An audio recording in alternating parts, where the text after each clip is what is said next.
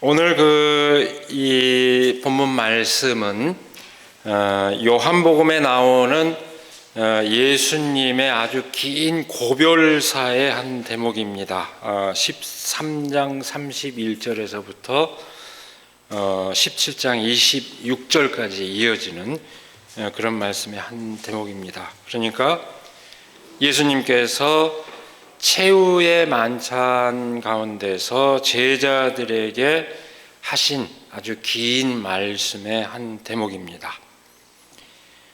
이 고별사는 요한복음의 무려 양적으로 분량상 5분의 1을 차지하고 있을 정도로 그 양적인 비중이 우선 큽니다. 뿐만 아니라 예수님께서 제자들에게 어떻게 살아야 할지를 일러주는 그 말씀의 요체를 집약하고 있다는 점에서 또 요한복음이 이해하는 예수님의 그 말씀의 핵심에 해당한다고도 할 수 있습니다. 오늘 본문 말씀은 우리가 16장 16절에서 24절로 한정해서 봉독을 했습니다만은 사실 이 대목만 놓고 보더라도 이 본문 말씀은 이어지는 33절까지 쭉 연결이 되어 있습니다. 그래서 그 33절까지 이어지는 그 말씀을 이렇게 살펴봐야 우리가 이 말씀의 의미가 분명하게 이해할 수 있습니다. 어떻습니까, 여러분? 이 말씀을 봉독하는 가운데 이 말씀이 금방 들어왔습니까? 말씀의 뜻이 금방 들어왔다면 굉장히 영험한 분입니다. 사실 쉽지 않죠. 언뜻 봐서는 무슨 말씀을 하고 있는지 쉽지 않은 그런 내용인데 이 말씀은 사실은 굉장한 긴장감이 배어있는 아주 묵직한 그런 말씀입니다. 33절까지 이어지는 말씀을 잘 들여다보면 아주 특징적인 대비가 계속해서 이어지고 있습니다. 뭘까요? 가고 오고, 가는 것과 오는 것, 그 다음에 슬픔과 기쁨, 고난과 평화, 부탁드리는 것, 요청과 수락, 보는 것과 보지 못하는 것, 비유와 공개적인 말, 불신앙과 신앙, 세상과 하나님이 계속해서 대비되고 있습니다. 그런 구조를 갖추고 있습니다. 이 대비는 이 말씀이 전하고자 하는 메시지의 성격을 아주 분명히 해줍니다. 그로부터의 반전을 의도하고 있는 그런 말씀이라는 뜻입니다. 16절 말씀은 이렇게 시작합니다. 조금 있으면 너희는 나를 보지 못할 것이다. 그러나 또 조금 있으면 나를 볼 것이다. 이 말씀을 두고 제자들이 설왕설래합니다. 도대체 조금 있으면 이라는 이 말이 무슨 뜻인지 몰라서 의아해하는 제자들의 그 태도를 알아차리고 예수님께서 말씀하십니다. 내가 진정으로 너희에게 말한다. 너희는 울며 애통하겠으나 세상은 기뻐할 것이다. 그러나 너희가 근심에 쌓여도 그 근심이 기쁨으로 바뀔 것이다. 이 말씀과 함께 예수님께서는 한 가지 비유로 그 뜻을 더욱더 분명히 합니다. 여자가 해산을 할 때에는 근심에 잠긴다. 진통할 때가 왔기 때문이다. 그러나 아이를 낳으면 사람이 세상에 태어났다는 기쁨 때문에 그 고통을 더 이상 기억하지 않는다. 예수님께서는 그 비유의 의미를 다시 구체적으로 밝히십니다. 지금 너희는 슬픔에 쌓여 있지만 내가 다시 너희를 볼 때에는 너희의 마음이 기쁠 것이며 그 기쁨을 너희에게서 빼앗을 사람이 없을 것이다. 그날에는 너희가 나에게 아무것도 묻지 않을 것이다. 이 말씀은 예수님께서 받으실 고난과 죽음을 존재하고 있습니다. 조금 있으면 고난을 겪고 마침내 죽음에 이를 수밖에 없겠지만, 여러분 다시 한번 한기합니다만 이 말씀은 고별사입니다. 최후의 만찬 자리에서 제자들에게 하신 말씀입니다. 그러니까 조금 있으면 고난을 겪고 마침내 죽음에 이를 수밖에 없겠지만 그것이 끝이 아니라는 것을 말합니다. 예수님께서는 죽음을 딛고 일어서서 다시 사람들 가운데 함께 하실 것이라는 것을 말합니다. 죽임을 딛고 일어선 부활에 대한 예고입니다. 그것이 무엇을 뜻하는지 알게 되었을 때 더 이상 의구심을 가질 필요가 없다. 이 대목의 말씀은 그렇게 집약이 됩니다. 그 말씀에 이어서 예수님께서는 덧붙여 말씀하십니다. 지금 예수님께서 말씀하신 그 말씀의 의미를 깨우치려면 어떻게 해야 하는지를 일깨워주는 말씀입니다. 내가 진정으로 너희에게 말한다. 너희가 아버지께 구하는 것은 무엇이든지 아버지께서 내 이름으로 주실 것이다. 지금까지는 너희가 아무것도 내 이름으로 구하지 않았다. 구하여라. 그러면 받을 것이다. 그래서 너희의 기쁨이 넘치게 될 것이다. 한마디로 말하자면 예수 그리스도 안에서 희망을 포기해서는 안 된다는 것을 말합니다. 여기서 그 말씀의 요체는 예수 그리스도를 통해서 하나님께 우리가 직접 요청할 수 있는 길이 열렸다는 것입니다. 비로소 예수 그리스도를 통해서 우리가 하나님께 직접 소통할 수 있는 길이 열렸다는 것이 이 대목의 요체입니다.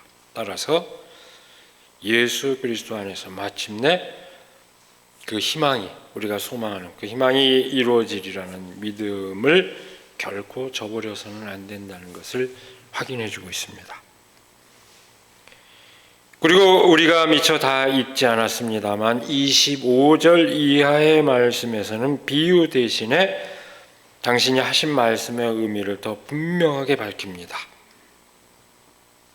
예수님께서 아버지께 돌아갔다가 되돌아올 것을 말합니다. 여기서 아버지께 되돌아간다. 그것은 이제 이 세상에서 예수님께서 죽음에 이르게 될 것이라는 것을 말합니다. 그 죽음의 순간은 예수를 따르는 이들에게 시련의 순간입니다. 세상이 기뻐하는 순간입니다. 예수님을 따르는 사람들에게는 고통스러운 순간이지만 세상은 기뻐합니다. 그러나 그것이 끝이 아닙니다. 마침내 33절에서 예수님께서는 선포하십니다. 용기를 내어라. 내가 세상을 이겼다. 여기까지 오늘 33절까지 이어진 이 본문 말씀은 시련으로 절망하기보다는 장차 맛볼 기쁨을 바라보며 용기를 갖고 나아갈 것을 말하고 있습니다. 아주 단순하게 집약하면 그렇게 됩니다. 그런데 여러분, 요한복음의 이 선언은 아주 단호하고 확고합니다. 근데 요한복음의 이 단호한 확신이 어디에서 비롯될까요?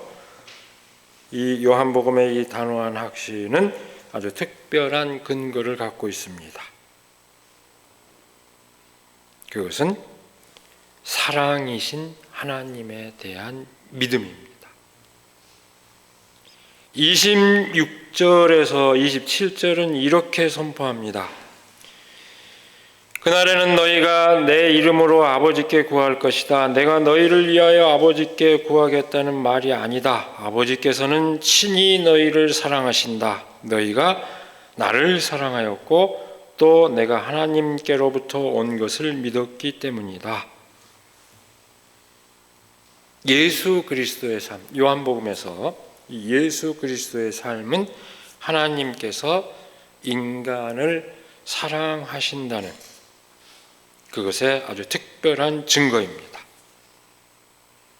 여러분, 사람을 사랑하신 하나님, 이에 대해서 요한복음은 어떻게 얘기하고 있습니까? 전반적인 요한복음의 맥락을 한번 한개 보시기 바랍니다. 그 첫머리에서 뭐라고 얘기하고 있습니까? 말씀이 육신이 되었다고 얘기합니다. 로고스가 사르크스가 되었다. 하늘의 도가 종의, 사르크스는 종의 몸을 얘기합니다. 노예의 몸뚱아리를 얘기합니다. 그 몸뚱아리, 천한 몸뚱아리가 되었다, 이렇게 얘기합니다. 다시 말하면 하나님이 인간이 되었다고 선언합니다.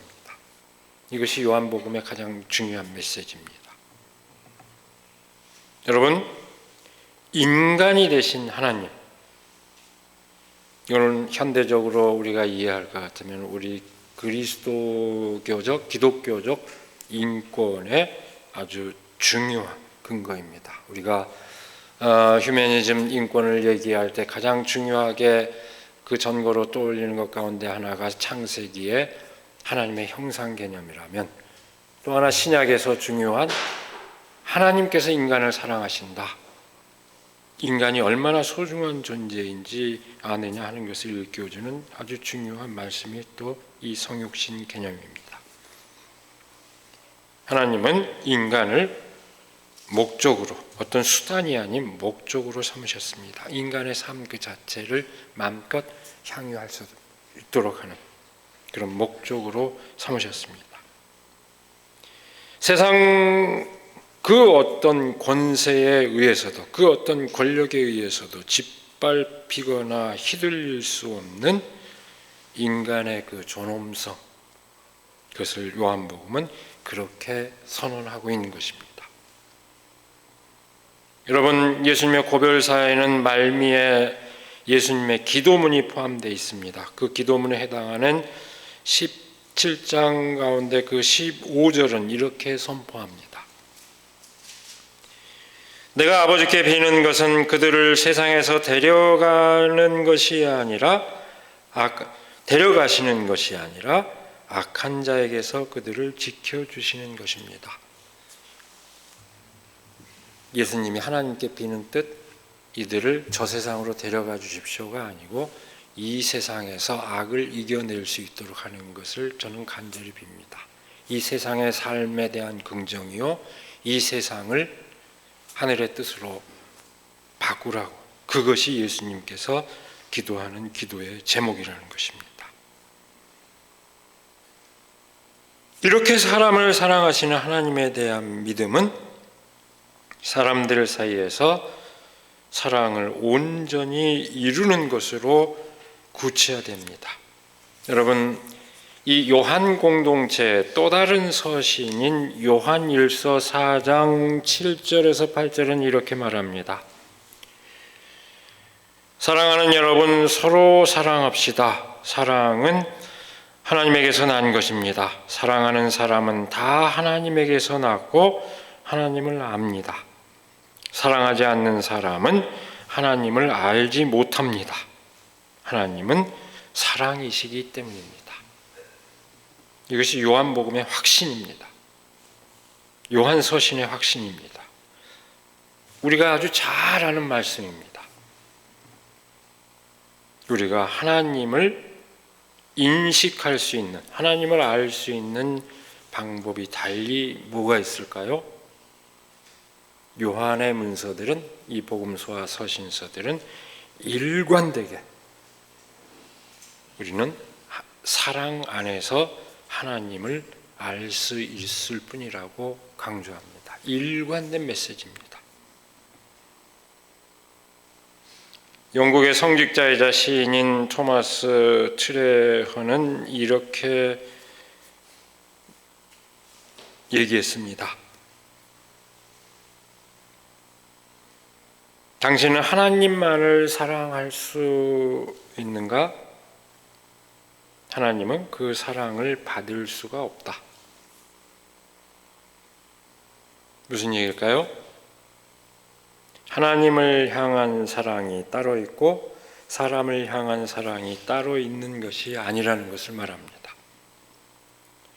하나님만을 향한 배타적 사랑은 성립하지 않는다는 것을 말합니다. 사람을 향한 제한 없는 사랑이,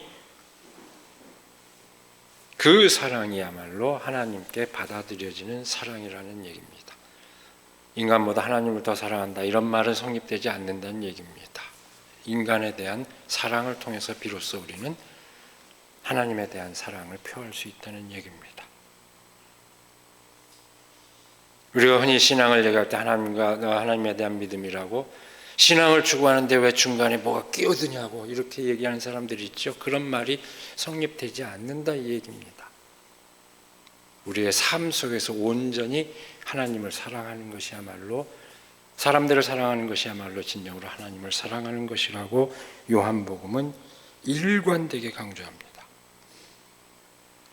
요한 공동체의 일관된 그 삶의 태도가 여러분 놀랍게도 증오와 적대의 환경 가운데서 나왔다는 것입니다. 이 사실이 아주 놀랍습니다. 여러분, 이 요한 공동체 기록은 특별한 배경을 갖고 있습니다. 그리스도인들이 유대인들의 회당에서 쫓겨나는 상황을 배경으로 하고 있습니다. 요한복음이 기록된 이 시점은 비로소 유대교에서 그리스도교가 분리되는 그 시점입니다. 너희들 용납 못하겠어, 이제 나가. 그 전에 다 그리스도교라는 종파가 따로 있지 않았습니다.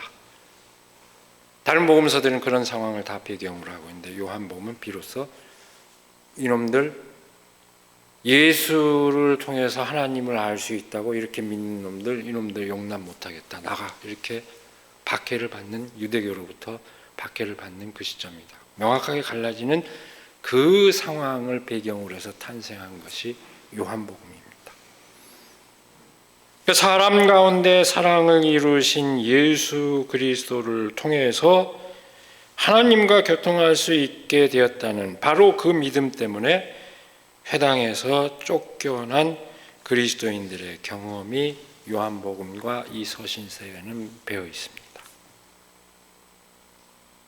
그러니까 그 증오와 적대의 논리를 몸으로 당하고 있는 그 상황입니다.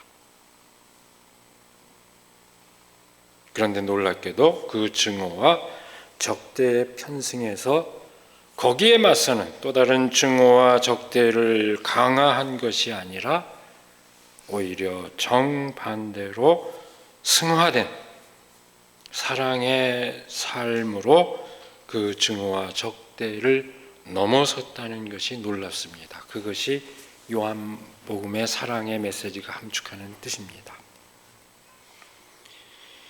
요한 공동체의 그 믿음에 근거해 볼 때 오늘 본문 말씀의 단호한 확신은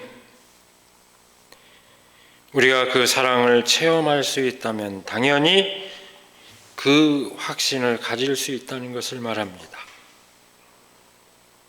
하나님의 사랑을 받는 인간, 서로 사랑을 나누는 인간의 삶, 그것이 그 누구에 의해서 파괴되도록 내버려 둘 수는 없습니다.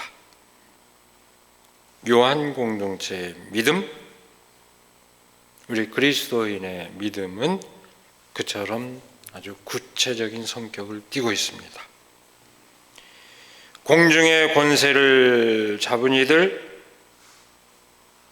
다시 말해서 이 세상의 권력은 사람을 공경에 빠뜨리고 그 목숨마저 좌지우지할 수 있다고 생각합니다. 권력이란 항상 차별을 전제로 하고 있고 그래서 자기에 대한 굴복을 전제로 하고 있습니다. 그래서 사람들을 잘하면 더 높이 올려주고 아니면 응징을 받을 것이다, 이렇게 유혹을 해서 사람을 다스리는 것이 권력의 속성이지만, 그래서 사람을 이렇게 좌우할 수 있다고 생각하지만 우리가 하나님께 우리 그 삶을 거부하고 하나님의 뜻을 우리 가운데 이루어 주십시오 하고 외칠 때 세상의 권세는 그 힘을 잃습니다. 하나님께서는 우리가 구하는 것을, 오늘 말씀에 따르면 우리가 구하는 것을 들으시기 때문입니다. 여러분, 하나님께서 우리가 외치는 것을 들으신다는 것을 우리가 어떻게 알 수 있을까요? 성서에 끊임없이 나오는 말씀이지만 우리의 일반적인 우리의 그 지혜 가운데서도 그에 대한 얘기를 하는 말은 있습니다. 민심이 곧 천심이다, 이렇게 얘기하지 않습니까? 우리 일반적인 상식입니다.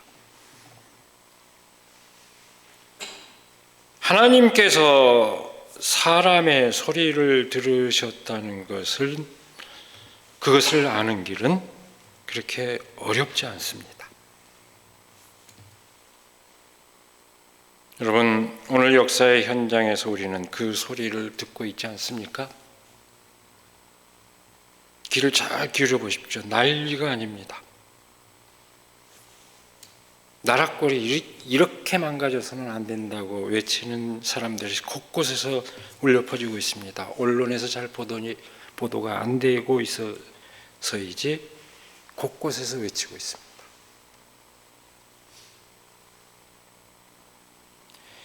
세상 권력은 진실을 가리고 인간을 옥죄므로써 승리할 수 있다고 생각하지만 진실을 가리고 인간을 옥죄면 옥죄일수록 스스로 무능력하다는 것을 드러낼 뿐입니다. 그것은 세상에서 가장 형편없는 하책입니다. 우리가 그것을 용납하지 않겠다고